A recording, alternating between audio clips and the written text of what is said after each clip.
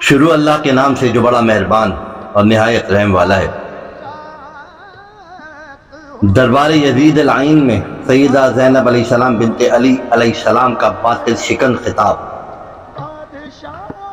دربار یزید ملعون میں زینب کبریٰ علیہ السلام بنت علی علیہ السلام و بنت سیدہ زہرا علیہ السلام کا تاریخی خطبہ اردو ترجمے کے ساتھ، جس نے دنیا کو ہلا کر رکھ دیا۔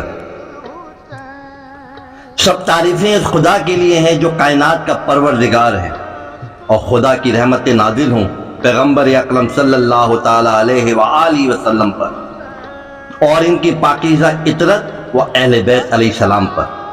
اما بعد، بالآخر ان لوگوں کا انجام برا ہے جنہوں نے اپنے دامن حیات کو برائیوں کی سیاہی سے داغدار کر کے اپنے خدا کی آیات کی تکذیب کی اور آیات پروردگار کا مذاق اڑایا۔ اے یزید ملعون، کیا تو سمجھتا ہے کہ تو نے ہم پر زمین کے گوشے اور آسمان کے کنارے مختلف طرح سے تنگ کر دیے اور آل رسول صلی اللہ علیہ وآلہ وسلم کو رسیوں اور زنجیروں میں جکڑ کر در بدر پھرانے سے تو خدا کی بارگاہ میں سرفراز ہوا اور ہم رسوا ہوئے ہیں؟ کیا تیرے خیال میں ہم مظلوم ہو کر ذلیل ہو گئے اور تو ظالم بن کر سر بلند ہوا ہے؟ کیا تو سمجھتا ہے کہ ہم پر ظلم کر کے خدا کی بارگاہ میں تجھے شان و مقام حاصل ہو گیا ہے؟ آج تو اپنی ظاہری فتح کی خوشی میں سرمست ہے، مسرت و شادمانی سے سرشار ہو کر اپنے غالب ہونے پر اترا رہا ہے، اور زمامداری خلافت کے ہمارے مسلمہ حقوق کو غصب کر کے خوشی و سرور کا جشن منانے میں مشغول۔ اپنی غلط سوچ پر مغرور نہ ہو اور ہوش کا سانس لے۔ کیا تو نے خدا کا یہ فرمان بھلا دیا ہے کہ حق کا انکار کرنے والے یہ خیال نہ کریں کہ ہم نے انہیں جو مہلت دی ہے وہ ان کے لیے بہتر ہے، بلکہ ہم نے انہیں اس لیے ڈھیل دے رکھی ہے کہ جی بھر کر اپنے گناہوں میں اضافہ کر لیں، اور ان کے لیے خوفناک عذاب معین کیا جا چکا ہے۔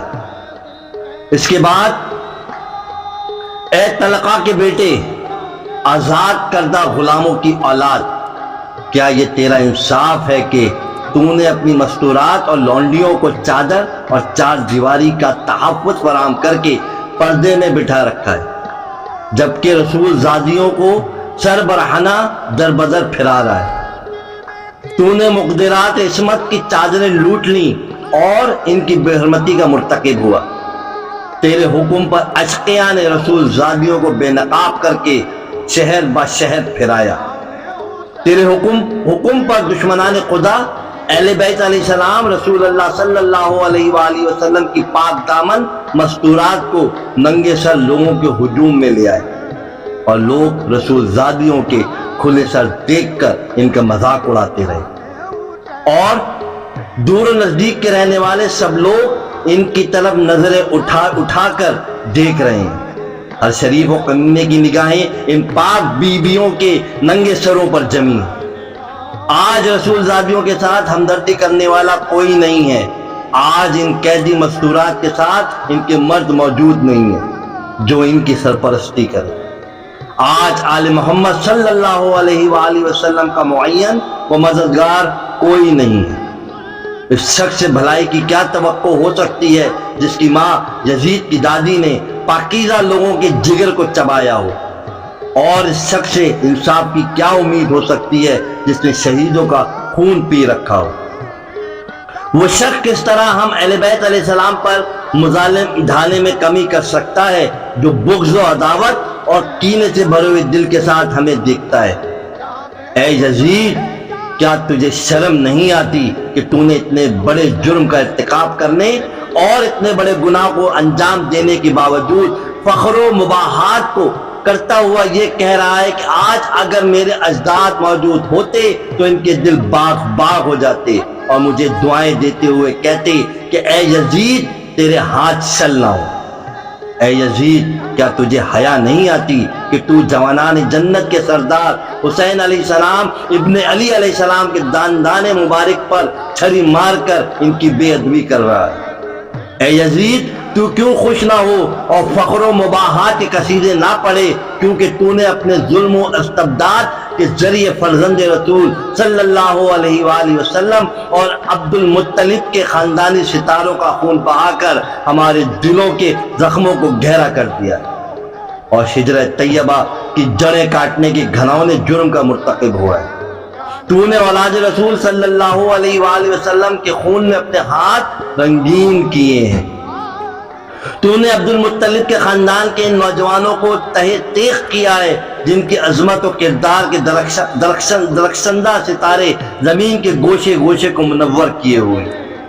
آج تو نے آل رسول صلی اللہ علیہ وآلہ وسلم کو قتل کر کے اپنے بدنہاد برے اسلاف کو پکار کر انہیں اپنی فتح کی گیت سنانے میں منہمک ہے۔ تو سمجھتا ہے کہ وہ تیری آواز سن رہے ہیں، جلدی نہ کر، ان قریب تو بھی اپنے ان کافر بزرگوں کے ساتھ جا ملے گا اور اس وقت اپنی گفتار و کردار پر پشیمان ہو کر یہ آرزو کرے گا کہ کاش میرے ہاتھ شل ہو جاتے اور میری زبان بولنے سے عاجز ہوتی اور میں نے جو کچھ کیا اور کہا اس سے باز رہتا۔ اس کے بعد سیدہ زینب علیہ السلام نے آسمان کی طرف منہ کر کے بارگاہ الہی میں عرض کیا، اے ہمارے پروردگار، تو ہمارا حق ان ظالموں سے ہمیں دلا دے اور تو ہمارے حق کا بدلہ ان سے لے۔ اے پروردگار، تو ہی ان ستمگروں سے ہمارے انتقام لے، اور اے خدا تو ہی ان پر اپنا غضب نازل فرما جس نے ہمارے عزیزوں کو خون میں نہلایا اور ہمارے مددگاروں کو تہہ تیغ کر دیا۔ اے یزید، خدا کی قسم، تو نے جو ظلم کیا ہے یہ اپنے ساتھ ظلم کیا ہے۔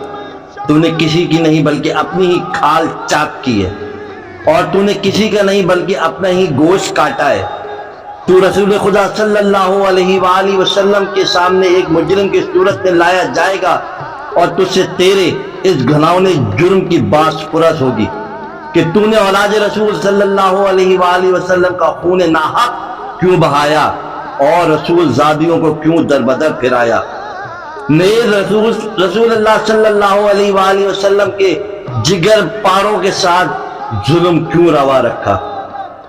اے یزید، یاد رکھ کہ خدا آل رسول صلی اللہ علیہ وآلہ وسلم کا تجھ سے انتقام لے کر ان مظلوموں کا حق انہیں دلائے گا اور انہیں امن و سکون کی نعمت سے مالا مال کر دے گا۔ خدا کا فرمان ہے کہ تم گمان نہ کرو کہ جو لوگ راہ خدا میں مارے گئے وہ مر چکے ہیں، بلکہ وہ ہمیشہ کی زندگی پا گئے اور بارگاہ الہی سے روزی پا رہے ہیں۔ اے یزید، یاد رکھ کہ تو نے جو ظلم آل محمد صلی اللہ علیہ وآلہ وسلم پر ڈھائے ہیں، اس پر رسول خدا صلی اللہ علیہ وآلہ وسلم عدالت الہی میں تیرے خلاف شکایت کریں گے اور جبرائیل امین آل رسول صلی اللہ علیہ وآلہ وسلم کی گواہی دیں گے۔ پھر خدا اپنے عدل و انصاف کے ذریعے تجھے سخت عذاب میں مبتلا کر دے گا اور یہی بات تیرے برے انجام کے لیے کافی ہے۔ ان قریب وہ لوگ بھی اپنے انجام کو پہنچ جائیں گے جنہوں نے تیرے لیے ظلم و استبداد کی بنیادیں مضبوط کی اور تیری آمرانہ سلطنت کی بساط بچھا کر تجھے اہل بیت علیہ السلام پر مسلط کر۔ ان لوگوں کو بہت جلد معلوم ہو جائے گا کہ ستمگروں کا انجام برا ہوتا ہے اور کس کے ساتھی ناتوانی کا شکار ہیں۔ سیدہ زینب علیہ السلام نے اس کے بعد فرمایا، اے یزید، یہ گردش ایام اور حوادث روزگار کا اثر ہے کہ مجھے تجھ جیسے بدنہاد برے انسان سے ہم کلام ہونا پڑا ہے اور میں تجھ جیسے ظالم اور ستمگر سے گفتگو کر رہی ہوں، لیکن یاد رکھ میری نظر میں تو ایک نہایت پست اور گھٹیا شخص ہے جس سے کلام کرنا بھی شریفوں کی توہین ہے۔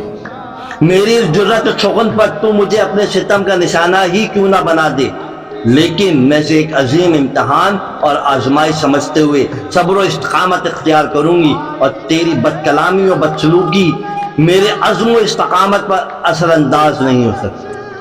اے یزید، آج ہماری آنکھیں اشکبار ہیں اور سینوں میں آتش غم کے شعلے بھڑک رہے ہیں۔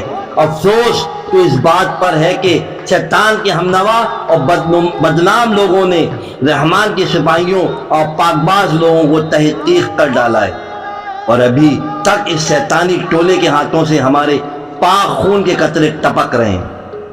ان کے ناپاک دہن ہمارے گوشت چبانے میں مصروف ہیں اور صحرا کے بھیڑیے ان پاکباز شہیدوں کی مظلوم لاشوں کے ارد گرد گھوم رہے ہیں، اور جنگل کے نجس درندے ان پاکیزہ جسموں کی بے حرمتی کر رہے ہیں۔ اے یزید، اگر آج تو ہماری مظلومیت کا خوش ہو رہا ہے اور اسے اپنے دل کی تسکین کا باعث سمجھ رہا ہے، تو یاد رکھ کہ جب قیامت کے دن اپنی بد کرداری کی سزا پائے گا تو اس کا برداشت کرنا تیرے بس سے باہر ہوگا۔ خدا عادل ہے اور وہ اپنے بندوں پر ظلم نہیں کرتا۔ ہم اپنی مظلومیت اپنے خدا کے سامنے پیش کرتے ہیں اور ہر حال میں اسی کی عنایات اور عدل و انصاف پر ہمارا بھروسہ ہے۔ اے یزید، تو جتنا چاہے مکر و فریب کر لے اور بھرپور کوشش کر کے دیکھ لے، مگر تجھے معلوم ہونا چاہیے کہ تو نہ تو ہماری یاد لوگوں کے دلوں سے مٹا سکتا ہے اور نہ ہی وحی الہی کا پاکیزہ اثار محو کر سکتا ہے۔ تو یہ خیال اپنے دل سے نکال دے کہ ظاہر سازی کے ذریعے ہماری شان و منزلت کو پالے گا۔ تو نے جس گھناؤنے جرم کا ارتکاب کیا ہے، اس کا بدنما داغ اپنے دامن سے نہیں دھو پائے گا۔ تیرا نظریہ نہایت کمزور اور گھٹیا ہے۔ تیری حکومت میں گنتی کے چند دن باقی ہیں، تیرے سب ساتھی تیرا ساتھ چھوڑ جائیں گے۔ تیرے پاس اس دن کی حسرت و پریشانی کے سوا کچھ بھی نہیں بچے گا جب منادی ندا کرے گا کہ ظالم و ستمگر لوگ کے لیے خدا کی لعنت ہے۔ ہم خدائے قدوس کے بارگاہ میں سپاس گزار ہیں کہ ہمارے خاندان کے پہلے فرد حضرت محمد مصطفیٰ صلی اللہ علیہ وآلہ وسلم کو سعادت و مغفرت سے بہرمند فرمایا اور امام حسین علیہ السلام کو شہادت و رحمت کی نعمتوں سے نوازا۔